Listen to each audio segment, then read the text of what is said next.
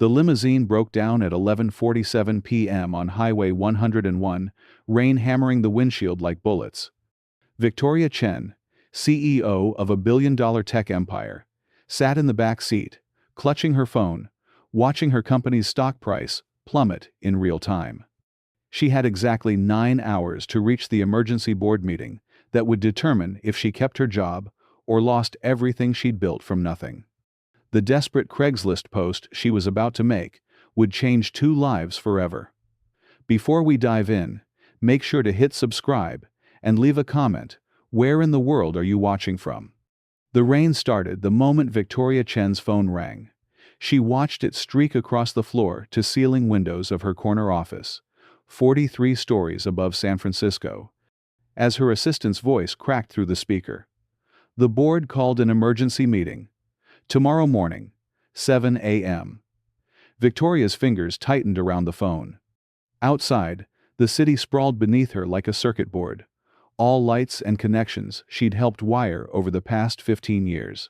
15 years of 18-hour days, of sleeping in this office more nights than her Pac Heights penthouse, of turning a college dorm room idea into Chen Technologies, a company that employed 12,000 people and generated more revenue than some small countries. What's the reason? The quarterly reports. The losses in the Asia division. 57 million. Victoria knew the number by heart. It sat in her chest like a stone, had been sitting there for 3 weeks since the preliminary numbers came in. Not her fault, the supply chain disruptions, the trade tensions, the global recession that everyone saw coming but no one wanted to name. But fault didn't matter. Responsibility did. Who called it? Davidson. But he's got support. Richard Davidson, the board member who'd opposed her appointment from day one, who'd spent 5 years waiting for exactly this moment. Victoria could picture him now, silver-haired and shark-eyed, already drafting her termination letter. She ended the call and stood at the window, watching her reflection ghost-like in the glass. At 38, she looked older. The past year had carved lines around her eyes, turned her black hair prematurely silver at the temples. Her grandmother used to say that success aged a person from the inside out. Her grandmother had died 3 months ago. Victoria had missed the funeral. The office felt hollow around her, all awards and accolades and framed magazine covers that now seemed like artifacts from someone else's life. Forbes, 40, under 40. Time's most influential. The face of the new economy. Tomorrow, if Davidson got his way, she'd be just another cautionary tale. Victoria pulled out her laptop and began typing her resignation letter. Not to submit, to prepare. To have ready, just in case. She'd learned long ago that preparation was the only defense against the world's appetite for destruction. The words came slowly. After 15 years of dedicated service to Chen Technologies and its stakeholders, her phone buzzed. A text from her driver, Marcus. So sorry, Miss Chen. Car won't start. AAA says it's the transmission. I can try to get you a rental by morning, but Victoria stared at the message. She lived in Marin County, 45 minutes north of the city. She'd fired her backup driver 2 months ago during the cost-cutting measures. The last ferry had departed hours ago. She had 18 hours to save her life's work, and no way to get home. More importantly, no way to get back. The Uber driver's hands shook on the steering wheel as he took the curves of Highway 101 too fast. Victoria watched his eyes in the rearview mirror, wide and unfocused, and realized with growing alarm that he was either drunk, high, or both. "Slow down," she said. He laughed, a sound like breaking glass. "Lady, you said you'd pay double to get there fast." "I said double to get there safely." The speedometer read 85. The rain had intensified, turning the road into a black mirror that reflected their headlights in fractured patterns. Other cars crawled along the right lane, hazards blinking like distress signals. Victoria gripped the door handle. She'd survived hostile takeovers and congressional hearings, had stared down foreign ministers and federal prosecutors. But this random lottery of physics and chance felt different. uncontrollable. "Please," she said. "I'll pay triple. Just slow down." The driver's laugh grew wider. "Triple? Lady, I can." The semi-truck appeared out of nowhere, or maybe they'd drifted into its lane. Victoria saw the driver's eyes go from manic to terrified in the rearview mirror as he yanked the wheel hard left. The car spun. Physics took over. The world became a carousel of lights and rain, and the peculiar silence that comes just before impact. Victoria found herself thinking about her grandmother's funeral, how she'd chosen the board meeting over saying goodbye, how success had made her excellent at everything except the things that mattered. They hit the guardrail at 60 miles per hour. Victoria woke to the sound of metal cooling and the taste of blood. The car had come to rest upside down in a drainage ditch 20 feet below the highway. The driver hung unconscious in his seat, breathing but still. Victoria's left shoulder screamed when she tried to move, but everything seemed to work. Her phone had somehow survived. Its screen cracked, but functional. The time read 11:47 p.m., 7 hours and 13 minutes. She managed to extract herself through the shattered passenger window, her business suit tearing on jagged metal.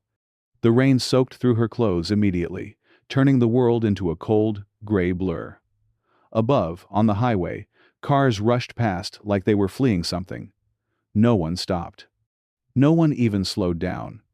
Victoria climbed up the embankment, her heels slipping on the wet grass, her shoulder sending lightning bolts of pain down her arm. At the top, she stood on the shoulder of Highway 101 at midnight, 30 miles from the city, watching her career die one passing headlight at a time. She called 911 first, then AAA. Then, every ride service in the Bay Area. Nothing.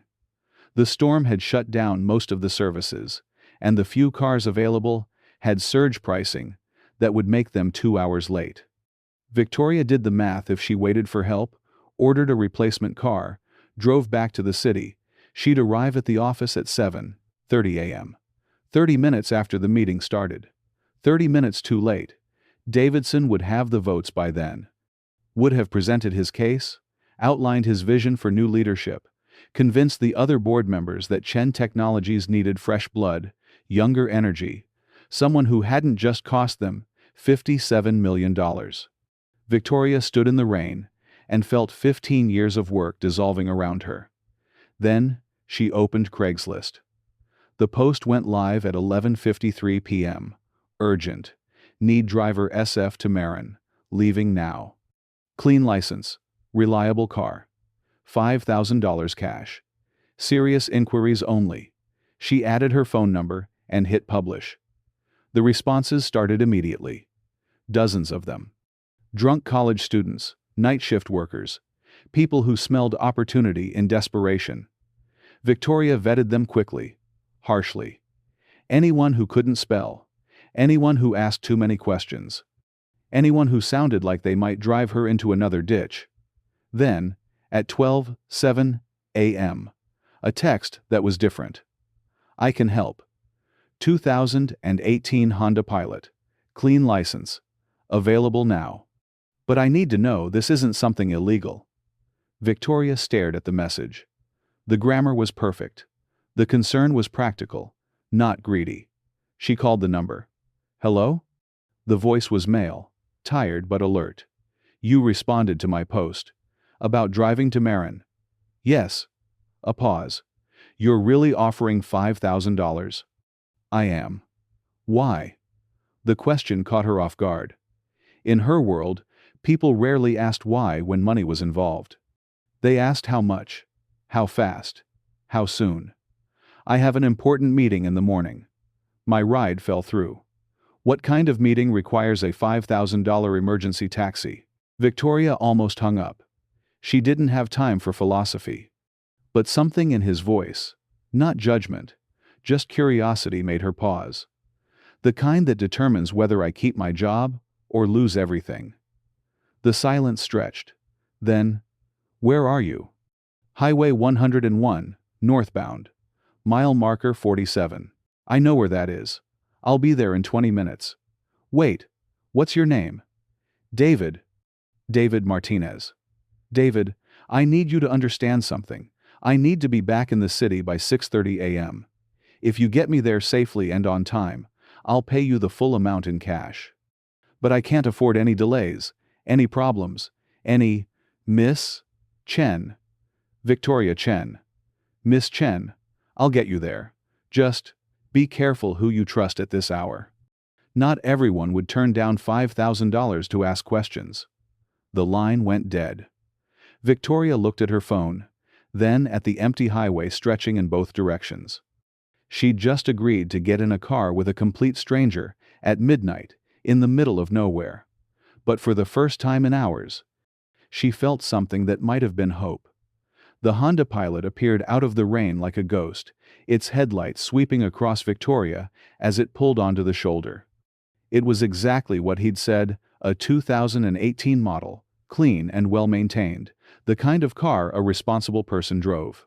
The driver stepped out, and Victoria's first thought was that he looked like someone who would stop to help. Mid-30s, Latino, wearing jeans and a flannel shirt that were clearly his work clothes, but clean and pressed.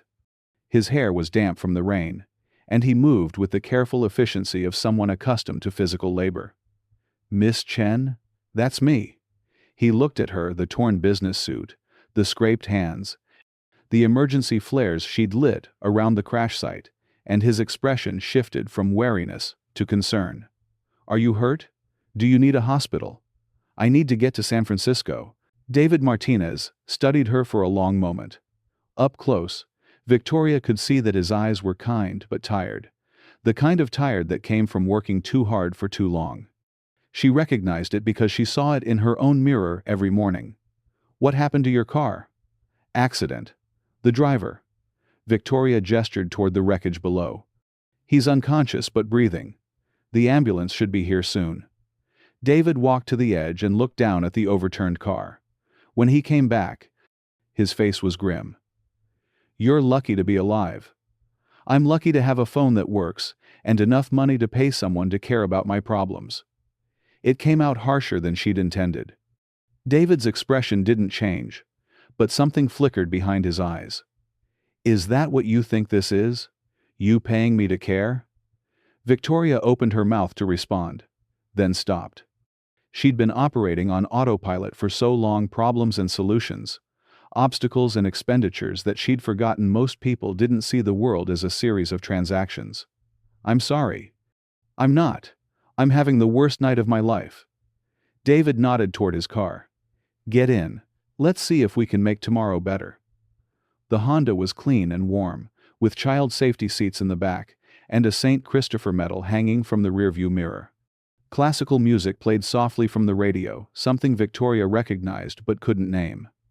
David adjusted his mirrors and checked his seatbelt with the methodical care of someone who took safety seriously.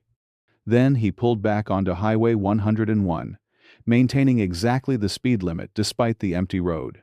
You don't have to drive like my grandmother, Victoria said. After what just happened to you. Yeah, I do. They drove in silence for several miles. Victoria tried to use the time productively, checking her phone, reviewing notes for the board meeting, calculating and recalculating her chances. But she found herself distracted by the driver. He drove with both hands on the wheel, his posture relaxed but alert. When other cars approached, he adjusted his position slightly, maintaining safe distances. When the rain intensified, he slowed down. Simple things, but they suggested someone who understood that other people's lives were in his hands. What do you do? Victoria asked. I'm a contractor, home renovation mostly. At midnight? David smiled the first time she'd seen him do it. It transformed his face, made him look younger. I was finishing a kitchen in Novato. The homeowners are having their daughter's wedding reception there today. I guess. They needed the work done. You worked all night for someone else's deadline? Sometimes, that's what the job requires. Victoria studied his profile in the dashboard lights. That's a very expensive way to please customers. Not everything is about money. The statement hung in the air between them. Victoria wanted to argue, to point out that everything, eventually, was about money, rent, and food, and healthcare, and her grandmother's funeral that she'd missed because of a quarterly review. But looking at this man who'd driven through a storm to help a stranger, she wasn't sure she believed it anymore. "Tell me about your meeting," David said. "Why?" "Because we have 4 hours together, and you look like you need to talk." Victoria almost refused. She'd learned long ago not to show weakness, not to reveal vulnerabilities that could be exploited. But sitting in this warm car, listening to the rain against the windows, she felt something crack open inside her chest. "They want to fire me." The words came out smaller than she'd intended. David didn't respond immediately. When he did, his voice was careful. "For what?" "Losing money. $57 million. Did you steal it?" "What?" "No, of course not." "Did you lose it on purpose? Bad decisions? Negligence?" "No. It was market conditions, supply chain disruptions, things beyond anyone's control." David nodded. "So they want to fire you for things beyond your control?" "It's not that simple. I'm responsible for what? Acts of God? Global economics? The weather?" Victoria turned to look at him. "You don't understand. When you're in charge, everything is your fault. Everything that goes wrong is something you should have prevented, predicted, planned for." "That sounds exhausting." "It is. It also sounds impossible." Victoria had been preparing counter-arguments, explanations about leadership and accountability, and fiduciary responsibility. But the simple word impossible stopped her. She realized she'd been carrying the weight of impossibility for so long that it had become normal, expected, even. The idea that she could control everything, prevent every loss, anticipate every crisis. When had she started believing that superheroes were real and that she was supposed to be one? "My grandmother died 3 months ago," she heard herself say. David glanced at her. "I'm sorry. I missed her funeral. Board meeting. We were negotiating a merger, and I thought it couldn't wait." "Could it have?" Victoria considered the question honestly. The merger had closed 2 months later, on terms barely different from what they could have negotiated that day. Probably. They drove through a stretch of redwood trees, their massive trunks disappearing into the darkness above the headlights. Victoria had driven this route thousands of times, but she'd never noticed how beautiful it was at night. What would she have said? Your grandmother? About missing the funeral? About tomorrow? The meeting? Victoria closed her eyes and tried to summon her grandmother's voice. Wu Mei had been 4 feet 10 inches of pure steel. A woman who'd survived the Cultural Revolution, immigrated to America with nothing, raised 5 children while working in a factory. She'd lived with Victoria for the last 3 years, filling the penthouse with the smells of her cooking and the sounds of Cantonese opera. She would have said that jobs end, but family is forever. Smart woman. She was. She also would have said that running away from your problems just makes them chase you faster. David smiled. Also smart. They were entering the outskirts of San Rafael now, strip malls and gas stations, creating pools of light in the darkness. Victoria checked her phone. 2:17 a.m. Still time. Still hope. "Can I ask you something?" David said. "Sure. Why is this job so important to you? If they're willing to fire you for things beyond your control, if you have to choose between work and family, what's worth that?" It should have been an easy question. Victoria had given the answer in countless interviews. Innovation, growth, creating jobs, changing the world through technology. The standard CEO playbook responses. But sitting in this car, at this hour, with this man who'd risked his own safety to help her, the rehearsed answers felt hollow. "I don't know anymore," she said quietly. And for the first time in 15 years, Victoria Chen told the truth. The Golden Gate Bridge emerged from the fog like a revelation, its towers disappearing into low clouds that caught the city lights and scattered them like stars. Victoria had seen this view 10,000 times, but tonight, it felt different. Tonight, It felt like coming home to a place she wasn't sure she belonged anymore. David slowed as they approached the toll plaza. Where in the city? Financial District. 555 California Street. The Chen Technologies building. Victoria looked at him, surprised. You know it? I helped renovate the lobby 3 years ago. Beautiful work. Marble from Italy, wasn't it? Carrara marble. My architect insisted on it. Worth every penny. Made the whole space feel important. Important. Victoria tried to remember the last time she'd walked through that lobby and felt its importance rather than its weight. When had the building become a monument to obligation rather than achievement? They drove through the empty streets of San Francisco, past closed shops and darkened office buildings. The city looked different at 3 a.m. smaller, more human. Without the crowds and traffic, Victoria could see the bones of the place. The original grid laid out by Gold Rush dreamers who'd believed anything was possible. Tell me about your family, she said. David's hands tightened slightly on the steering wheel. What about them? The car seats. You have children. 2. Sophia's 8. Miguel's 5. Where's their mother? The silence stretched long enough that Victoria realized she'd crossed a line. She was about to apologize when David spoke. She died 2 years ago. Cancer. The words hit Victoria like a physical blow. I'm sorry. I shouldn't have. It's okay. You asked an honest question. They stopped at a red light in the Mission District. Through the windshield, Victoria could see a 24-hour taqueria, its windows glowing warm yellow in the darkness. A man in work clothes sat alone at a counter, eating slowly, taking his time. Is that why you took this job? The $5,000? David looked at her, and Victoria saw something raw in his expression. Sophia needs surgery. Her appendix. It's not emergency yet, but it will be soon. Our insurance, he shrugged. 5,000.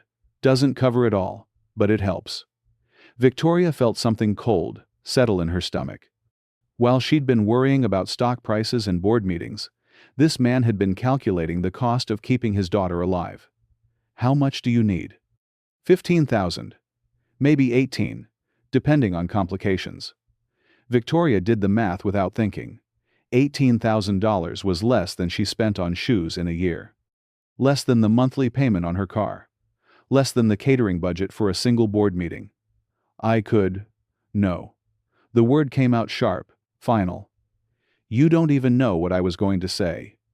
You were going to offer money. And I'm grateful, but no. The light turned green. David drove forward, his jaw set. Why not? Because I don't take charity. It wouldn't be charity. It would be payment for services rendered. David laughed, but there was no humor in it. Lady, you're paying me $5,000 to drive you 40 miles. That's already charity, whether you want to admit it or not. Victoria opened her mouth to argue, then stopped. He was right, of course. She'd offered an absurd amount of money because she was desperate, and he'd accepted it because he was desperate too. But somewhere in the transaction, something else had happened. Something that felt less like business and more like... What? Friendship? Trust? Connection? She couldn't name it. She'd forgotten how. I'm not good at this, she said. At what? Talking to people. Normal conversations. I spend so much time in meetings, with lawyers and executives and board members. Everyone wants something from me, or they're trying to sell me something, or they're managing me. I can't remember the last time someone just talked to me. David glanced at her. What about friends? Victoria tried to think of the last time she'd had dinner with someone who wasn't a business contact. The last time she'd called someone just to talk. The last time someone had called her. I don't really have friends anymore. I have colleagues, associates, networking contacts. But friends. She shook her head. Success is lonely. Nobody tells you that part. They were climbing up California Street now, past Chinatown and Nob Hill, toward the cluster of glass towers that housed the city's financial heart. Victoria's building rose ahead of them, 43 stories of steel and ambition that bore her family name in bronze letters 20 feet tall. Impressive, David said. Expensive. Same thing? Victoria considered the question. When she'd bought the building 5 years ago, it had felt like a symbol of everything she'd accomplished. Chen Technologies, housed in a building worthy of its success. But tonight, looking up at the darkened windows, it felt more like a tombstone. I used to think so. David pulled into the empty parking garage beneath the building.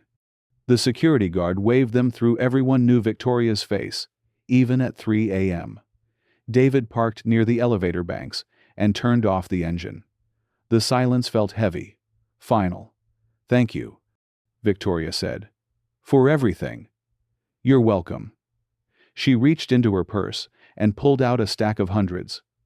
$5,000, exactly as promised. David looked at the money but didn't take it. What's wrong? Nothing's wrong. This feels like the end of something. Victoria knew what he meant. In 4 hours, they'd shared more honest conversation than she'd had in months. Maybe years. The idea of walking away, of returning to her hermetically sealed world of board meetings and quarterly reports, felt suddenly impossible. It doesn't have to be. David smiled sadly. Yes, it does. You're Victoria Chen, CEO of a billion-dollar company. I'm David Martinez, contractor from Novato. We live in different worlds. Do we? Look around. Victoria looked. The parking garage was pristine, all polished concrete and designer lighting. Her reserved spot had a placard with her name on it. Above them, 43 floors of empire stretched toward the sky. This is your world, David said. And it's beautiful, but it's not mine. He took the money then, folding it carefully, and putting it in his wallet. What time is your meeting? 7. David checked his watch. 4 hours. You should try to get some rest. I won't be able to sleep. Then prepare. Whatever you need to say tomorrow, practice it. Make it count. Victoria nodded, but she didn't move to get out of the car. Neither did David. Can I ask you something? She said. Why did you really take this job? And don't say the money. You could have made $500 tonight and been home with your kids. Why risk driving through a storm to help a stranger? David was quiet for a long moment. When he spoke, his voice was soft. 2 years ago, when Maria was dying, I had to drive her to the hospital in the middle of the night. Emergency. She was hemorrhaging, and the ambulance would have taken too long. I was terrified not just of losing her, but of getting there too late because I couldn't drive fast enough, or I took a wrong turn, or the car broke down. He looked at Victoria. Someone else's emergency became my emergency. And I thought, if I ever had the chance to be the person who shows up, who gets someone where they need to go when it matters most, I'd want to be that person. The words hung between them like a bridge. Victoria didn't know how to cross. Your meeting tomorrow, David continued. It's important to you. Maybe it shouldn't be, but it is. And if I can help you get there, if I can be the reason you don't lose something that matters to you, then maybe Maria's death meant something. Maybe all the pain we went through taught me how to help someone else avoid their own. Victoria felt tears she hadn't known were coming. When was the last time someone had talked about meaning, about purpose beyond profit margins and market share? I don't know if I deserve that kind of help. Deserve has nothing to do with it. Need is enough. Victoria looked at this man, this stranger, who'd become something more in the space of a 4-hour drive, and realized she was facing a choice. She could get out of the car, go upstairs, prepare her presentation, and fight to keep the life she'd built. Or she could stay here, in this moment, with this person who'd reminded her what human connection felt like. But she knew, even as she considered it, that there was really no choice at all. I should go. Yeah. You should. Victoria opened the car door, then paused. David? Yeah? Your daughter's surgery. When does she need it? Next month. Maybe sooner. Victoria nodded, and stepped out of the car. She had 4 hours to save her career. But standing in that parking garage, watching David Martinez drive away into the pre-dawn darkness, she realized she'd already lost something far more valuable. She just wasn't sure what it was yet. The executive elevator carried Victoria to the 43rd floor in smooth, silent seconds. The doors opened onto the Chen Technologies executive suite, where floor-to-ceiling windows offered a panoramic view of the bay. On clear days, she could see all the way to the Pacific. Tonight, fog pressed against the glass like curious ghosts. Her office was exactly as she'd left it hours earlier, awards on the walls, contracts on the desk, the resignation letter she'd started writing still glowing on her laptop screen. But everything felt different now. Smaller, less significant. Victoria walked to the windows and looked down at the street where David's Honda had disappeared around a corner. Somewhere out there, he was driving home to Novato, to 2 sleeping children who didn't know their father had just saved someone else's life. Tomorrow, he'd wake up and go to work, measuring and cutting and building things with his hands, creating something real and lasting and beautiful. When was the last time Victoria had built something beautiful? She tried to remember the early days, when Chen Technologies had been just an idea in her dorm room. She'd wanted to democratize technology, to put powerful tools in the hands of ordinary people. She'd believed that innovation could solve problems, that business could be a force for good in the world. Somewhere along the way, the mission had become secondary to the metrics. Growth for growth's sake, profit as the only meaningful measure of success. She'd built an empire, but she couldn't remember why she'd wanted one. Victoria sat at her desk and opened her laptop. The resignation letter stared back at her, cursor blinking at the end of an unfinished sentence. After 15 years of dedicated service to Chen Technologies and its stakeholders, she deleted the line and started again. To the board of directors, I hereby tender my resignation as Chief Executive Officer of Chen Technologies, effective immediately. This decision comes not as a result of our recent financial challenges, but from a recognition that true leadership requires more than managing quarterly reports and stock prices. It requires understanding the human cost of every decision, the real-world impact of every strategy, the faces behind every number. Over the past 15 years, I have lost sight of why we built this company and what it was meant to accomplish. In pursuing success, I have forgotten the value of meaning. In chasing growth, I have neglected the importance of purpose. I take full responsibility for the losses in our Asia division, not because they were preventable, but because as CEO, accountability is my burden to bear. However, I also take pride in the thousands of jobs we've created, the innovations we've brought to market, and the foundation we've built for future leadership. Chen Technologies deserves a leader who can see clearly, who can balance profit with purpose, who understands that our greatest asset isn't our technology, it's our humanity. I am not that leader anymore, but I believe I can become her again. Victoria saved the document and leaned back in her chair. Outside, the first hints of dawn were touching the eastern sky, painting the fog in shades of rose and gold. She had 3 hours until the board meeting. 3 hours to decide who she wanted to be. Her phone buzzed with a text from an unknown number. Made it home safe. Kids still sleeping. Good luck tomorrow. David. He'd texted her, even though their transaction was complete, their business finished. A simple human gesture that required nothing and offered everything. Victoria looked at her resignation letter, then at David's text, then at the city awakening beyond her windows. She knew what she had to do. Victoria spent the next hour making phone calls. The first was to her personal banker, arranging for an immediate wire transfer. $18,000 to David Martinez, with a memo that read, "For Sophia. Get well soon."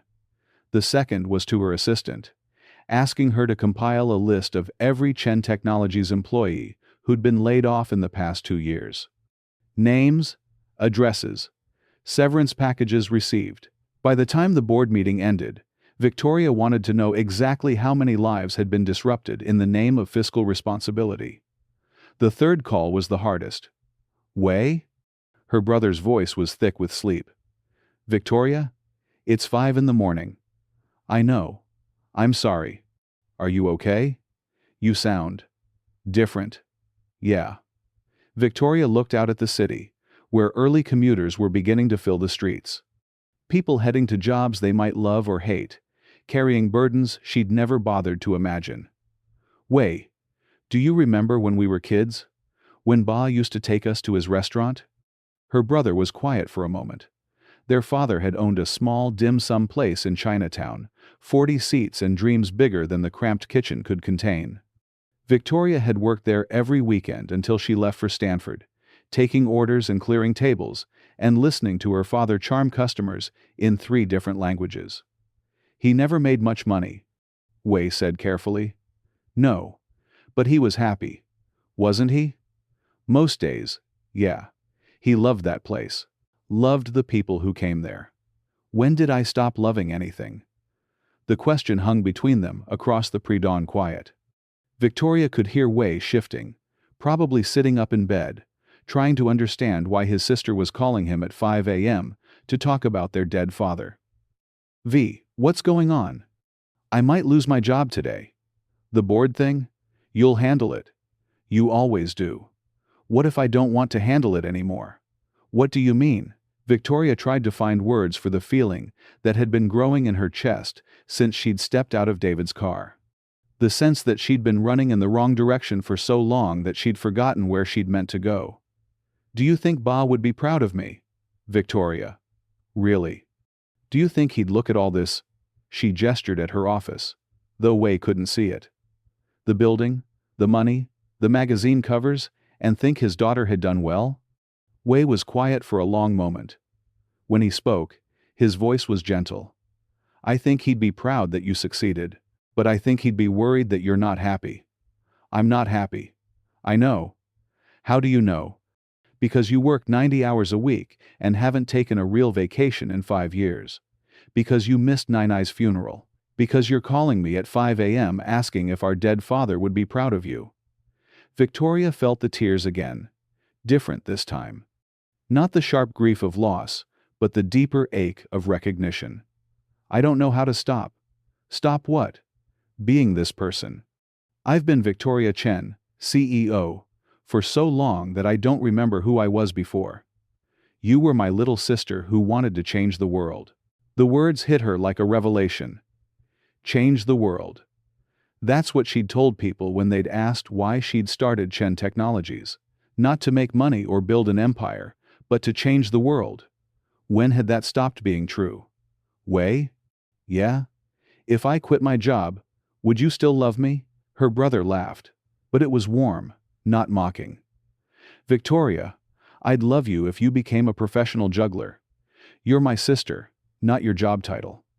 After she hung up, Victoria sat in the growing dawn light and tried to remember the last time someone had loved her for who she was, rather than what she could do for them. David Martinez had driven through a storm to help her, not because she was a CEO, but because she was a person who needed help. Her brother loved her, whether she succeeded or failed. Her grandmother had loved her unconditionally, right up until the moment Victoria had chosen a board meeting over saying goodbye. The pattern was clear now, sharp as broken glass. The more successful she'd become, the fewer people she'd allowed to love the person beneath the title. At 6:30 a.m., Victoria rode the elevator down to the boardroom on the 38th floor. She carried 2 things: her laptop with the resignation letter, and a manila folder containing the quarterly reports that would determine her fate. The boardroom was already full when she arrived. 12 members of the Chen Technologies Board of Directors, arranged around a polished mahogany table that had cost more than most people's cars. At the head of the table sat Richard Davidson, silver-haired and sharp-eyed, reviewing documents with the satisfaction of a man about to win a long-awaited victory. Victoria! Davidson's smile was all teeth, no warmth. Thank you for joining us. Richard. Victoria took her seat at the opposite end of the table. Let's get started.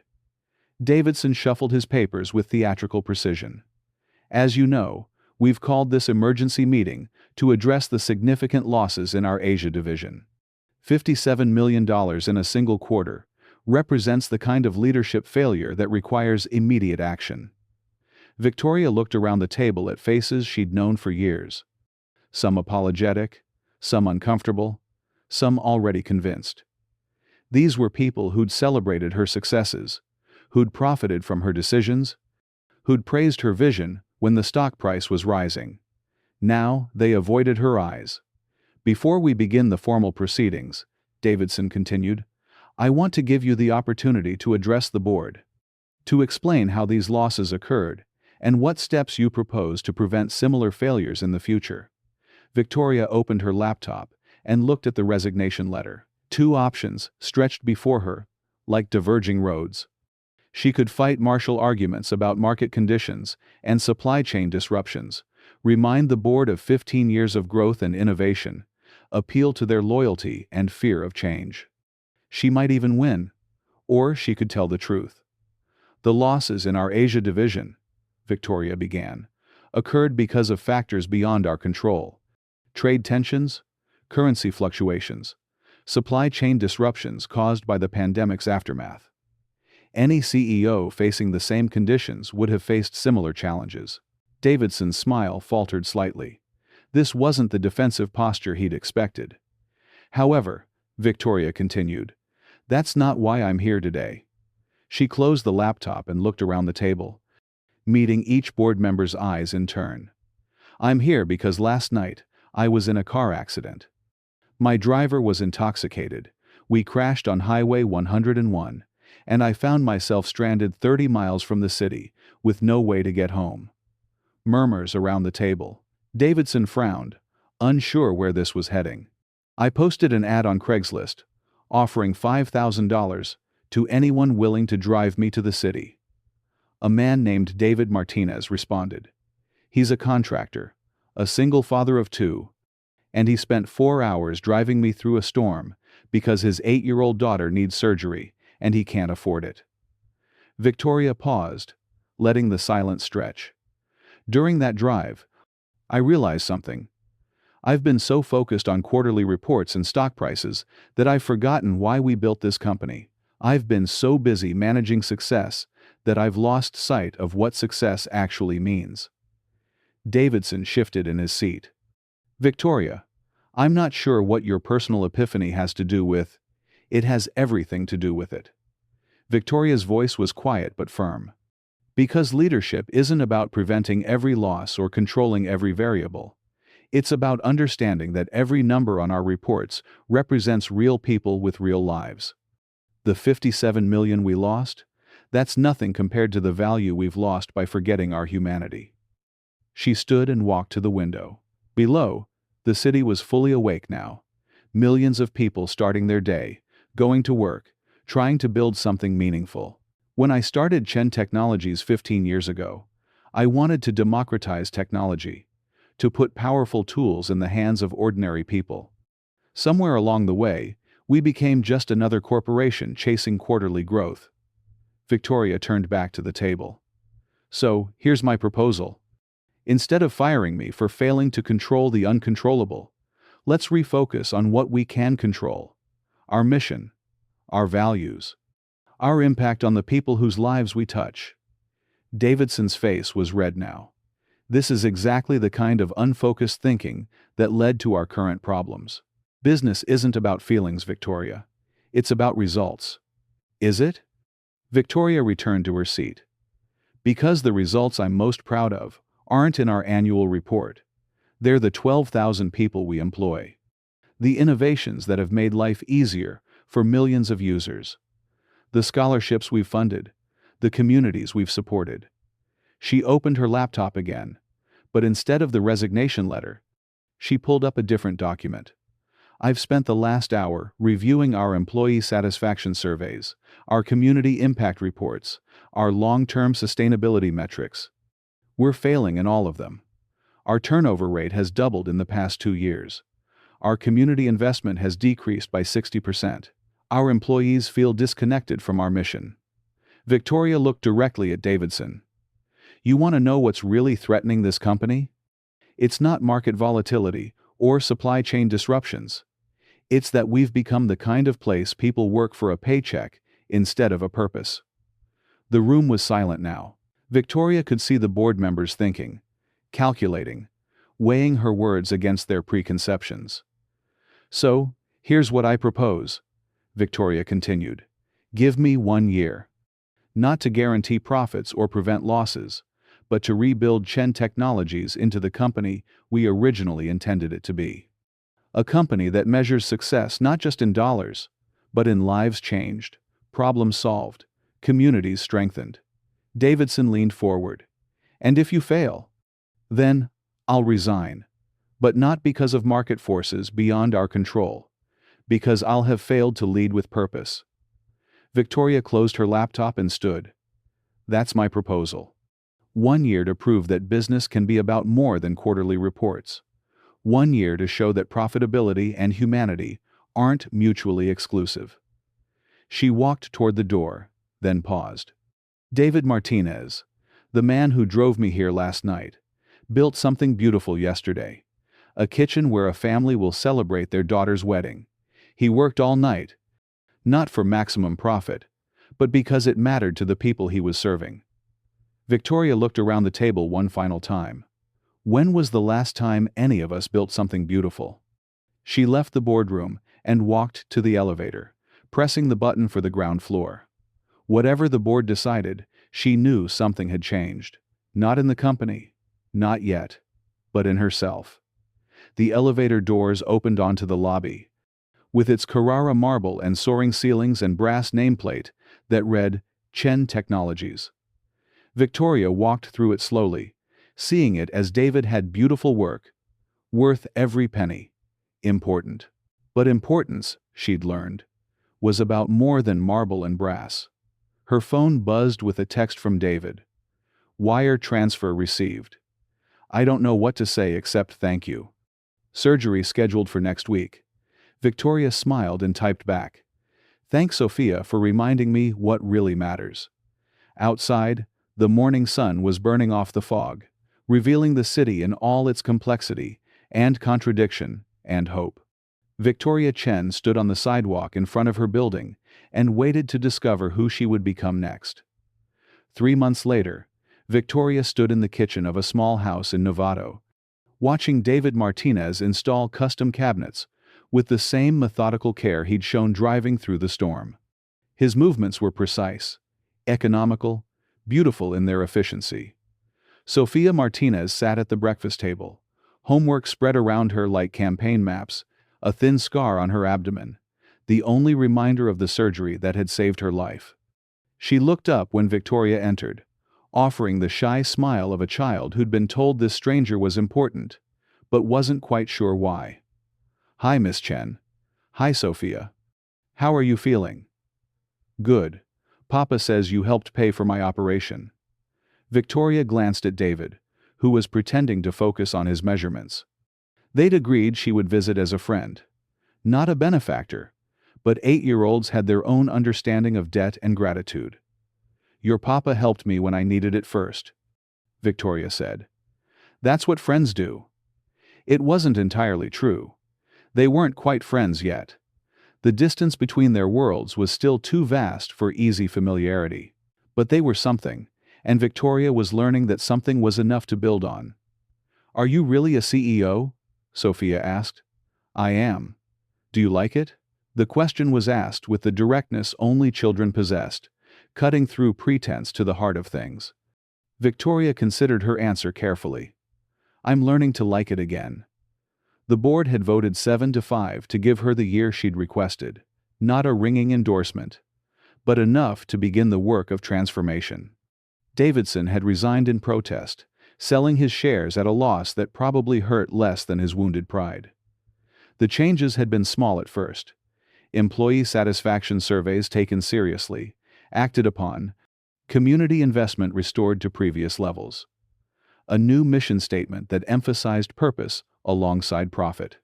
The stock price had wobbled, then stabilized, then begun a slow climb as investors recognized that sustainable practices might actually be sustainable. But the real changes were harder to measure. Victoria now knew the names of her security guards, her cleaning staff, the barista who made her morning coffee. She'd instituted monthly town halls where any employee could ask questions, voice concerns, propose ideas. She'd started eating lunch in the company cafeteria instead of her office. Small things. Human things. "Papa," Sophia called out. "Can Miss Chen stay for dinner?" David looked up from his work, a question in his eyes. They'd been texting regularly updates on Sophia's recovery, pictures of his latest projects, occasional thoughts on life and purpose, and the challenge of single parenthood. But this would be their first time together since that night on the highway. "If she wants to," David said. "But I should warn you, I'm not as good a cook as I am a driver." Victoria smiled. "I'd like that." Dinner was simple spaghetti with marinara sauce, garlic bread from the store, a salad that Sophia had helped make. They ate in the small dining room, while the children chattered about school and friends, and the unfairness of bedtime on weekends. Victoria found herself watching David as he navigated the choreography of single parenthood cutting. Sophia's meat, reminding Miguel to use his napkin, mediating a brief dispute over the last piece of bread.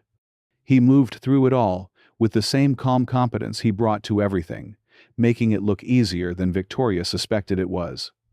"Miguel," David said, "tell Miss Chen about your school project."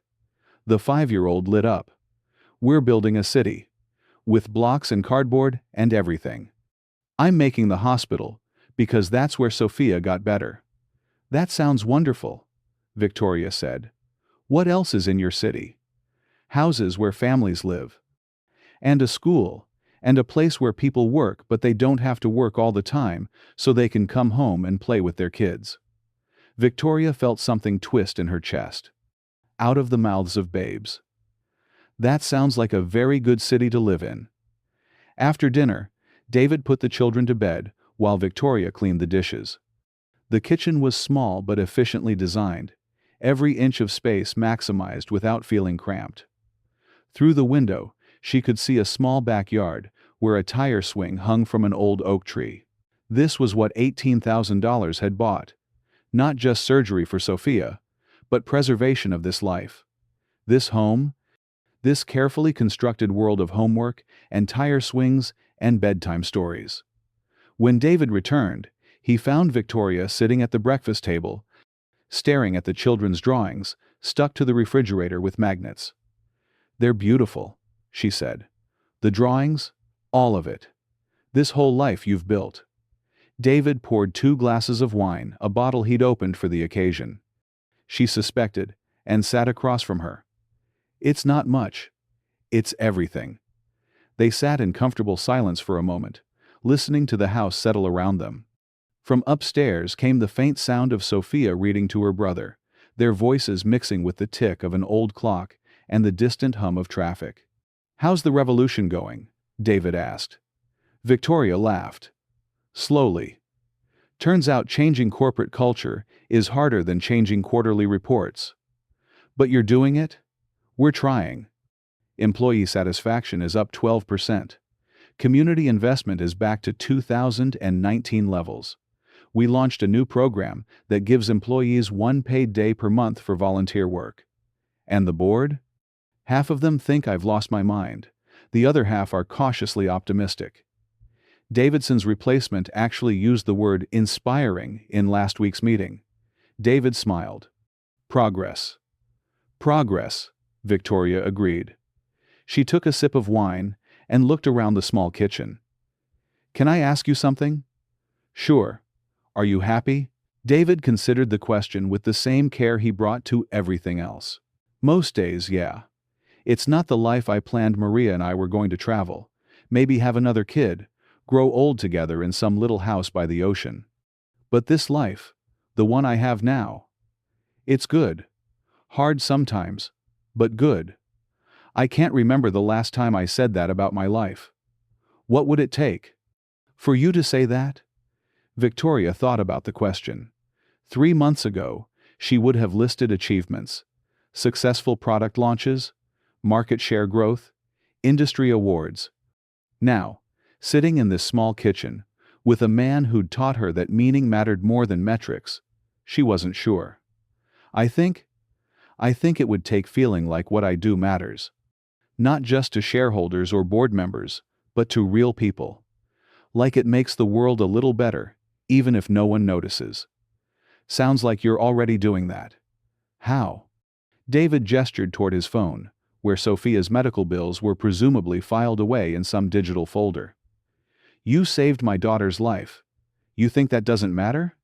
Victoria felt the familiar tightness in her throat. That was just money. No, it wasn't. Money was the tool. But you were the person who chose to use it. You didn't have to do that. You didn't owe us anything. I owed you everything. You saved my career. Did I? Victoria looked at him, confused. Your career was never in danger, David said gently. You're brilliant. You're capable. You would have found another way to get to that meeting. Another job if you'd lost that one. What I saved was something else. What? I don't know. Your soul, maybe. Your connection to what matters? The words hit her like a revelation. He was right, of course. The board meeting had been important, but not essential. She could have survived losing her job, found another position, rebuilt her empire. What she couldn't have survived was losing herself completely. How did you know? She asked. That night, in the car. How did you know I needed saving? David was quiet for a long moment, swirling the wine in his glass. Because you looked the way I felt after Maria died. Like you were drowning in plain sight. Surrounded by people who thought you were fine because you were still functional. Like you'd forgotten there was any reason to keep swimming, except that stopping would inconvenience other people. Victoria felt tears threatening again. Is that what grief looks like? Sometimes. But you weren't grieving a person. You were grieving yourself. The truth of it settled over her, like a weight and a relief at the same time. She had been grieving for the idealistic young woman who'd wanted to change the world, for the daughter who'd put family before work, for the person who'd known that success without meaning was just expensive failure. Thank you, she said quietly. For what? For seeing me. For helping me see myself. David reached across the table and touched her hand briefly, a gesture of comfort and connection that asked for nothing in return. You would have found your way back eventually. People like you always do. People like me? People who care more than they let on. People who build things that last. Victoria looked around the kitchen again at the children's drawings, the well-worn furniture, the evidence of a life built with intention rather than ambition. This was what lasting looked like. Not marble lobbies or magazine covers, but homework, help and bedtime stories, and a man who worked all night so a family could celebrate their daughter's wedding. David? Yeah? Would you like to have dinner again sometime? Maybe at my place? He smiled, and it was the same smile that had transformed his face in the car that night. Warm, genuine, hopeful. I'd like that. But I should warn you, the kids come as a package deal. I wouldn't have it any other way. Outside, the fog was rolling in from the Pacific, softening the edges of the world and making everything look possible. Victoria Chen sat in a small kitchen in Novato and felt, for the first time in years, like she was exactly where she belonged. Not because she'd found all the answers, but because she'd remembered the right questions. Not because she'd achieved perfect balance, but because she'd started the long, necessary work of becoming whole. The road ahead was uncertain, full of challenges that couldn't be solved with money or determination alone. But for the first time in years, Victoria was excited to travel it. After all, she'd learned something important on a dark highway 3 months ago. Sometimes, the most important journeys began when you admitted you were lost. And sometimes, if you were very lucky, you found someone willing to help you find your way home.